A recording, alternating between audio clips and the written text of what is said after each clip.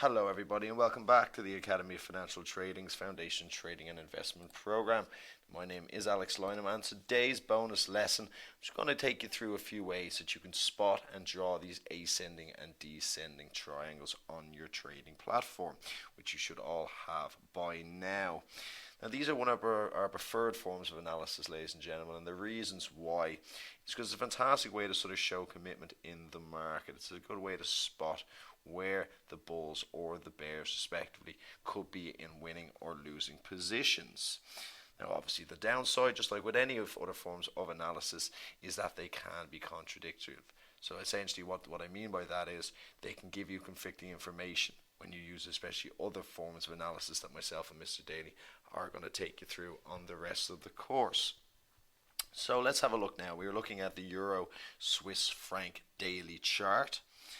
Now, I appreciate a lot of people on the course are absolute beginners. That's completely fine. We accommodate for all experience levels here at the Academy.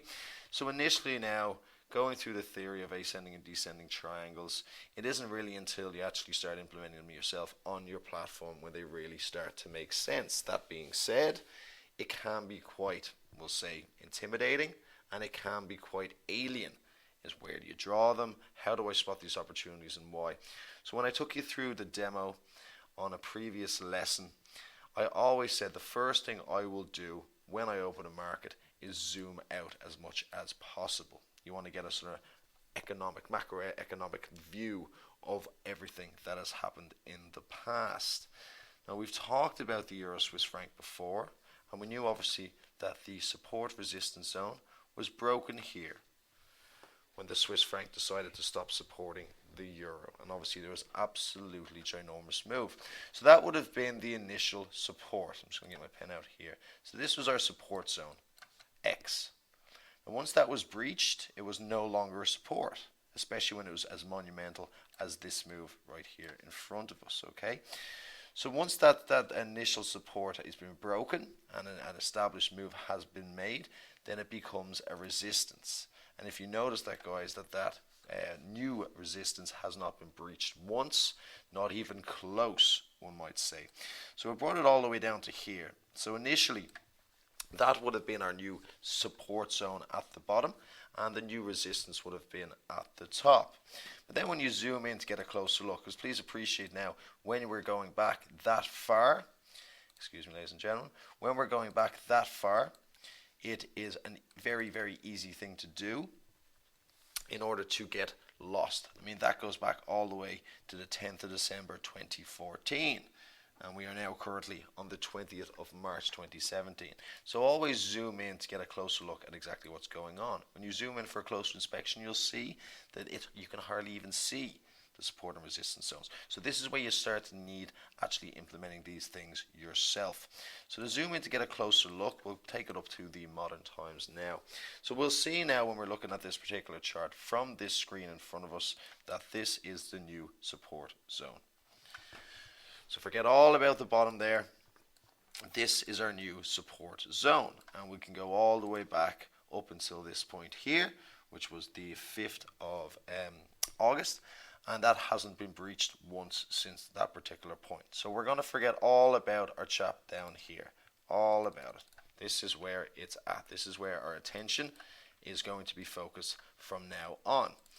So seeing that new support zone has not been breached, you can even see now, if you take a closer look, that there was a point here where there was only going in a range. And when I say it was in a range, the traders were only going up and down and up and down and up and down, and that went on from January up until the end of February. So opportunities could have been made there. Profits certainly could have been secured, excuse me, but that is not the preferred style. That is not the preferred form of analysis that we'd like to do, because the problem is when you're focusing on these particular ranges, you're missing the chances and the possibilities for a breakout, because you're simply going short on the resistance and you're going long on the support zones. So you can make a bit of profit doing that, but it's not our preferred way to do it. So let's have a look here.